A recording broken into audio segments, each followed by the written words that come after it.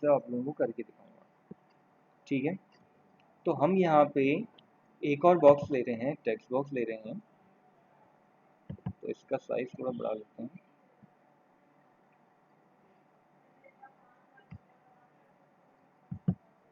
क्योंकि हो क्या रहा कि ऑनलाइन भी यहाँ पे नेट भी कनेक्टेड है, तो नेट कनेक्ट होने से भी पायरेटेड सॉफ्टवेयर कभी कभार हैंग कर जाता है। ये दिक्कत थोड़ा पायरेटेड में आती है। इसी की जगह अगर हमारा ये पेड वर्जन होता तो फिर दिक्कत नहीं होती।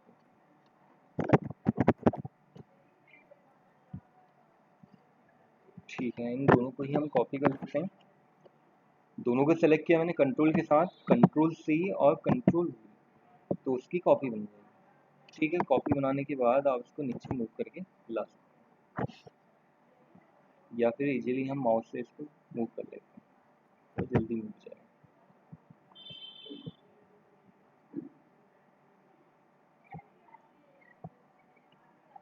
ठीक है, अब जो ये हमारा थर्ड वाला बॉक्स हमने जो बनाया है, थर्ड वाला जो हमने लेआउट बनाया है, ये किसके लिए बनाया हमने? ये बनाया है रिजल्ट के लिए। कि हम क्या करेंगे, अब रिजल्ट को मैसेज बॉक्स में डिस्प्ले ना करके हम उसको रिजल्ट को यहीं पे डिस्प्ले करेंगे, उसी फॉर्म के अंदर। ठीक है, तो यहाँ अभी इसका नेम हम चेंज कर देते हैं। ये आपको कहाँ मिलेगा? प्रॉपर्टी विंडो के अंदर। ठीक है, तो टेक्स्ट में आप जाएंगे, यहाँ पे आप लिख देंगे रिजल्ट।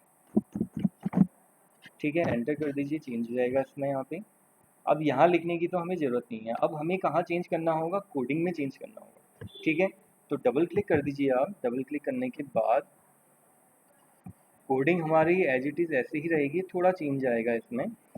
देखिए, वेरिएबल तो हमें उतने ही चाहिए, 3 वेरिएबल की ज़रूरत पड़ेगी। अगर हम 2 नंबर को ऐड करने वाला प्रोग्राम बना रहे हैं तो इसमें हमें कितने वेरिएबल की ज़रूरत होगी? 2 वेरिएबल की ज़रूरत होगी। ठीक है, सॉरी 3 वेरिएबल की ज़रूरत होगी, ए बी एंड सी। आप चाहो तो इसमें num1 num2 num3 ऐसे भी आप वेरिएबल बना सकते हो। ठीक है, जरूरी नहीं है कि आप ABC करके ही बनाओ, XYZ भी बना सकते हो, कोई और भी बना सकते हो। ठीक है, दूसरा ऑप्शन हमारा वही होगा कि वैल्यू असाइन करेंगे हम, कि टेक्स्ट बॉक्स 1 में जो भी यूजर लिखेगा या जो भी वैल्यू यूजर एंटर करेगा वो कहाँ स्टोर हो जाएगी? ए में।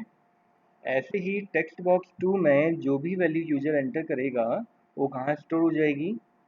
स्टोर हो जाएगी बी के अंदर।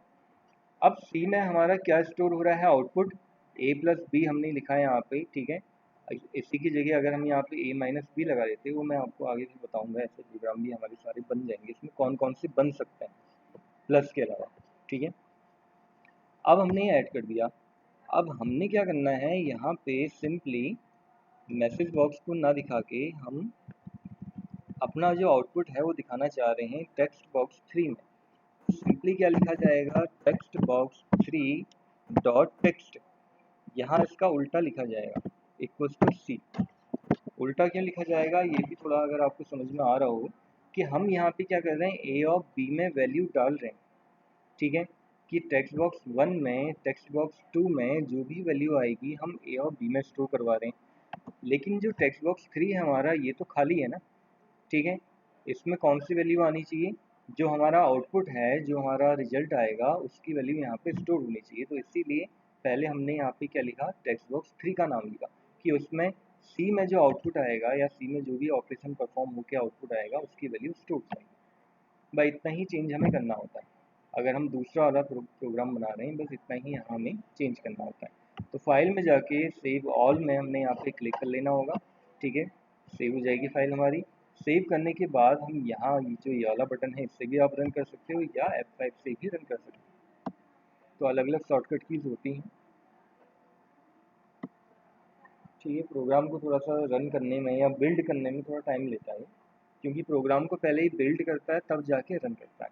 ठीक है, अब हमने यहाँ पे एक नंबर एंटर किया 7, दूसरा नंबर एंटर किया 13। ठीक है, तो जब मैं ऐड में क्लिक करूँगा हमारा आउटपुट वहीं दिखा देगा, एक अलग से बॉक्स खुल के नहीं आएगा, आपको आउटपुट वहीं दिखा देगा। ठीक है, कई जगह आपने देखा होगा जितने भी सॉफ्टवेयर होते हैं हमारे, जितनी भी एप्लीकेशन होती हैं, उनमें आउटपुट आपको वहीं दिखता है, अलग से नहीं आता है। तो इसी तरह से वो सारे एप्लीकेशन या सॉफ्टवेयर बनाए जाते हैं। तो एक छोटे लेवल का आप कह सकते हो कि हमने यहाँ पे ये सॉफ्टवेयर बनाया हुआ है, बहुत छोटे लेवल का। ठीक है, तो क्लियर हुआ ये ऑप्शन आप लोगों को जो बताया मैंने प्रोग्राम, ठीक है। तो ऐसे आप यहाँ पे प्रोग्राम बना सकते हैं। अच्छा दूसरा इसमें मैंने आपसे बोला था कि 2 बटन में और बनाऊंगा। अब मान लीजिए मैंने यहाँ पे कोई दूसरे नंबर लिखने हैं, तो मुझे क्या करना होगा, पहले मुझे इनको हटाना होगा, ठीक है, तीनों को क्लियर करना होगा। तीनों को क्लियर करने के बाद तब जाके मैं नया नंबर यहाँ पे एंटर कर सकता हूँ। तो ये क्या होगी, एक तरह से मेरी लेंथी प्रोसेस होगी ना, मुझे टाइम लग जाएगा। या चलो मैं तो कर लूँगा, लेकिन जो अदर पर्सन है या जो अदर यूजर है जिसके लिए मैं सॉफ्टवेयर बना रहा हूँ, वो तो ऐसा नहीं करेगा ना। वो तो चाहेगा कि एक ही बार में कोई ऐसा बटन हो कि सारे ऑप्शंस मेरे क्लियर हो जाएं, जितना भी लिखा हुआ टेक्स्ट है मेरा क्लियर हो जाए, ठीक है। तो इसके लिए हमें यहाँ पे 2 बटन की ज़रूरत पड़ेगी। 2 बटन में और बनाना आपको बता रहा हूँ इसमें। एक तो हमने बनाया है इसमें ऐड बटन, जो क्या काम करेगा, कैलकुलेट करने का काम करेगा, जो भी हम एडिशन करेंगे उसको कैलकुलेट करेगा, ठीक है। इसको थोड़ा छोटा कर लेते हैं।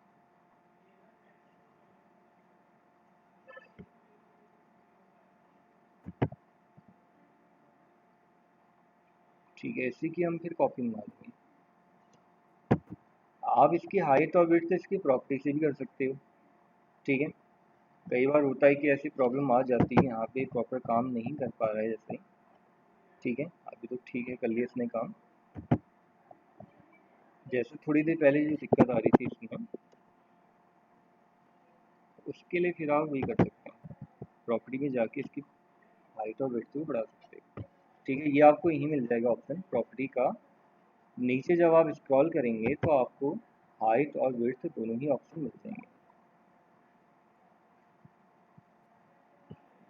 ठीक है। ये हमारा साइज है, साइज में हाइट और विड्थ, कितनी आपने हाइट रखनी है, कितनी आपने विड्थ रखनी है। तो सपोज मैं यहाँ पे इसको कर देता हूँ अभी 100, ठीक है।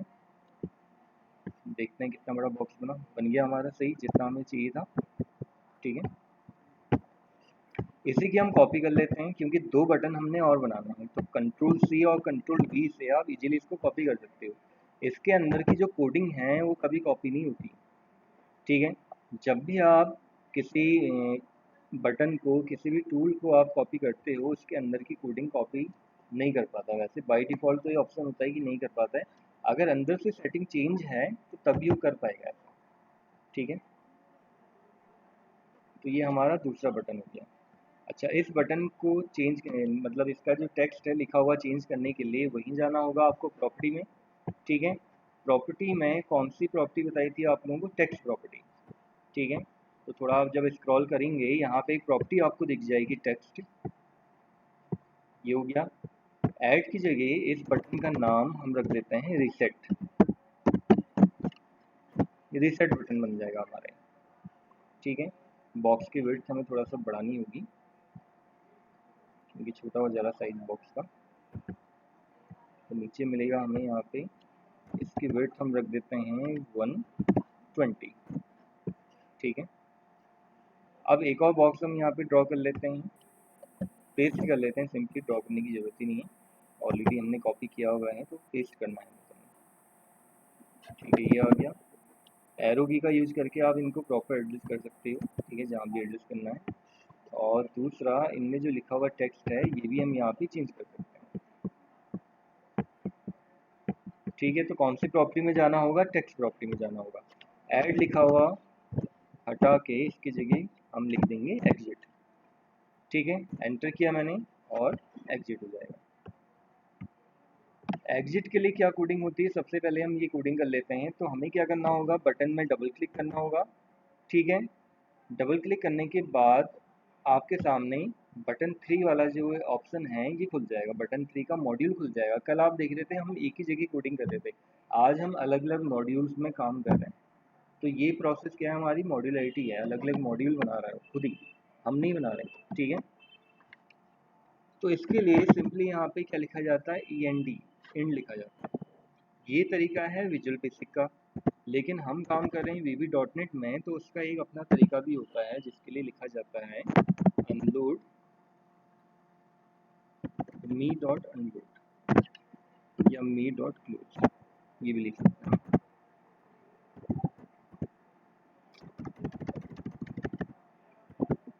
ये आ जाएगा, ठीक है। और दूसरा तरीका ने जो बताया था वो भी मैं लिख देता हूँ, किनारे से कमेंट बना देता हूँ कि सिंपल आप END लिख के भी ये काम कर सकते हैं। नहीं तो हमें क्या लिखना होता है, मी डॉट क्लोज लिखना होता है। ठीक है, अब तीसरे बटन के लिए भी हम कोडिंग कर लेते हैं।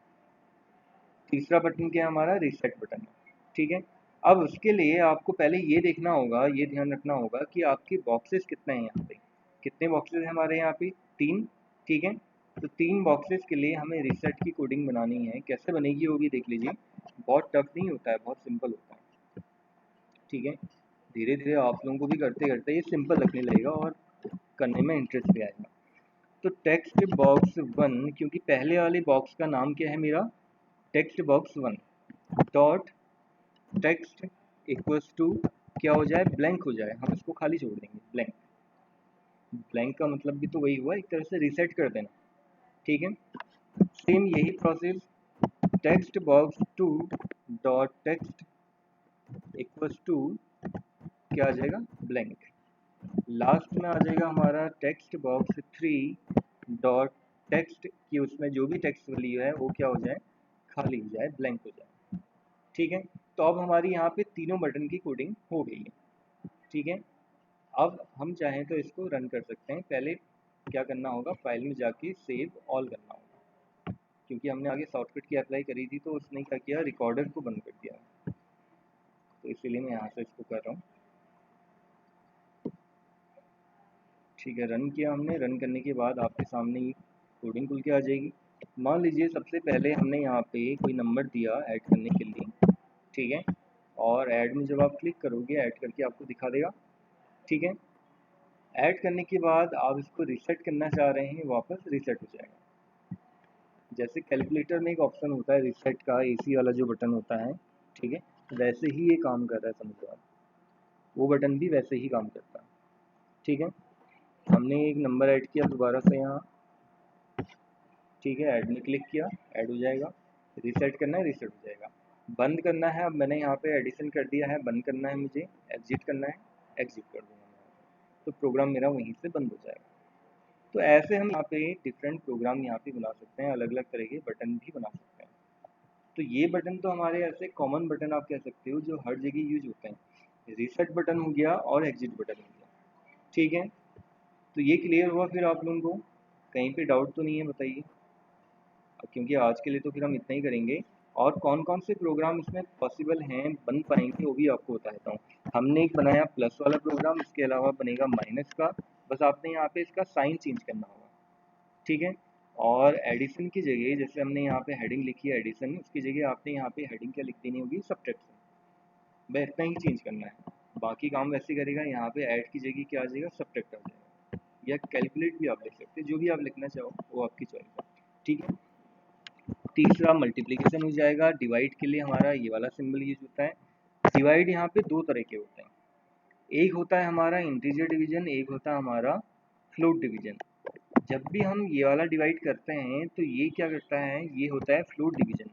हमें आंसर किसमें दिखाएगा, पॉइंट में। ठीक है, इससे हम कहते हैं फ्लोट डिवीजन। फ्लोट डिवीजन का मीनिंग ये हुआ कि आंसर आपको पॉइंट में दिखाएगा। इस वाले डिवीजन को हम कहते हैं इंटीजर डिवीजन। इसकी जरूरत भी हमें कई जगह पड़ती है। ठीक है, और एक और आएगा इसमें हमारा मॉड, MOD, मॉड। अब इस मॉड का काम क्या होता है, अगर आप लोगों को एक्सेल थोड़ा बहुत याद है तो एक्सेल में हमने एक मॉड फॉर्मूला किया था। क्या काम था उसका, याद है किसी को? मॉड फॉर्मूले का क्या काम होता था वहाँ पे, याद आ रहा, ध्यान आ रहा है किसी को? नहीं आ रहा सर ध्यान, नहीं आ रहा? ऐसा लग रहा है पहली बार सुन। मॉड वाला जो हम वहाँ पे यूज कर रहे थे उसका क्या काम हो रहा था वहाँ पे, रिमाइंडर फाइंड करने के लिए। ठीक है, वहाँ पे उसका काम क्या था, रिमाइंडर फाइंड करना। तो हम वहाँ पे उसका रिमाइंडर फाइंड कर रहे थे। ऐसे ही अगर हमने यहाँ पे रिमाइंडर फाइंड करना है अपने, कोई भी आप डिवीजन जैसे कर रहे हैं, मान लीजिए हमने एक डिवीजन लिखा 52 डिवाइड बाई 3 लिखा। अब हमें ये पता नहीं है कि उसका रिमाइंडर कितना बचेगा। ठीक है, तो ऐसे डिविजन्स के लिए हम यहाँ पे क्या लिखते हैं, उसकी जगह मॉड, MOD लिखना होता है। ये मैं आपको करके दिखा देता हूँ किस तरह से, क्योंकि ये नया ऑप्शन है तो आप देख ही लो इसको। मॉड हो गया। ठीक है, बाकी सारी प्रोसेस तो वैसे ही रहेगी, बस एक यहाँ पे चेंज आ जाएगा, एडिशन की जगह रिमाइंडर हो जाएगा, ठीक है। यहाँ पे भी रिमाइंडर हो जाएगा, अभी मैं चेंज नहीं कर रहा हूँ, वो तो बाद में आप कर लोगे जब आप खुद इसको करोगे ना प्रैक्टिस, ठीक है।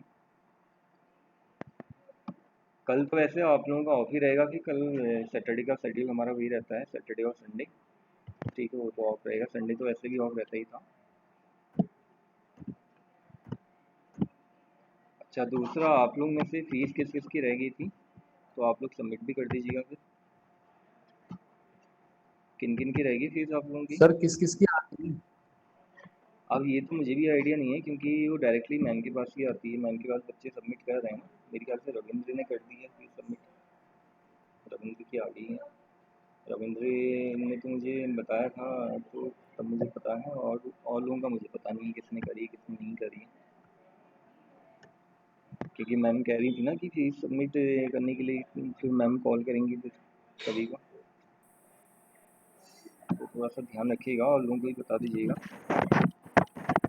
क्योंकि आप लोगों की डिटेल्स भी यहाँ भेजनी होती है ना हेड ऑफिस में, तो जब तक फीस सबकी कंप्लीट नहीं होगी तो फिर वो दिक्कत आएगी, यहाँ से हमें मंथली जो रिपोर्ट भेजनी होती है उसमें दिक्कत आती है। अच्छा, आप देख रहे होंगे यहाँ पे जब हमने डिवाइड किया 52 को 3 से, तो इसने क्या बताया हमें, रिमाइंडर बताया, उसका कोसेंट जो होता है वो नहीं बताया। कोसेंट के लिए तो आपका जो सिंपल डिवाइड मैंने आपको स्लैश वाला जो ऑप्शन बताया था, फॉरवर्ड स्लैश हो गया और बैक स्लैश हो गया, उन दोनों का आप यूज कर सकते हैं, ठीक है। तो ये हमारा रिमाइंडर बता रहा है, रिसेट करेंगे रिसेट हो जाएगा, एग्जिट करेंगे एग्जिट हो जाएगा। तो ऐसे हम यहाँ पे कई तरह की एप्लीकेशन बना सकते हैं। आप इसमें एक एप्लीकेशन और बना सकते हो, एक ऐसा प्रोग्राम भी आप बना सकते हो, अगर आपके पास ये एप्लीकेशन है, उसको इंस्टॉल करके सिस्टम में एक प्रोग्राम आप लोग बना के देखना, जिसमें क्या होगा, एडिशन भी होगा, सब्ट्रैक्शन भी होगा, मल्टीप्लिकेशन भी होगा, डिवीजन भी होगा और रिमाइंडर भी फाइंड करेगा। मतलब ये पांचों ऑप्शन जो आपको बताए हैं, ये सारे के सारे क्या होंगे, एक साथ ही होंगे, ठीक है। अभी तो आप देख रहे होंगे एक ही बटन बनाया है मैंने, ऐड, ऐड में क्लिक करूँगा ऐड कर देगा। मैं चाह रहा हूँ कि आप इसमें कुछ और बटन भी ऐड करो, जिसमें कि सब्ट्रैक्ट में क्लिक करने पे यहाँ पे सब्ट्रैक्शन दिखा देगा, मल्टीप्लाई में क्लिक करूँगा तो मल्टीप्लाई दिखा दे, प्रोडक्ट में क्लिक करूँगा प्रोडक्ट हो जाए, ठीक है। डिवाइड में क्लिक करूँगा डिवीजन दिखा दे, मॉड में क्लिक करूँगा, रिमाइंडर में क्लिक करूँगा रिमाइंडर दिखा दे। तो ऐसे करके वो प्रोग्राम फिर आप लोग ने बनाना होगा, ठीक है।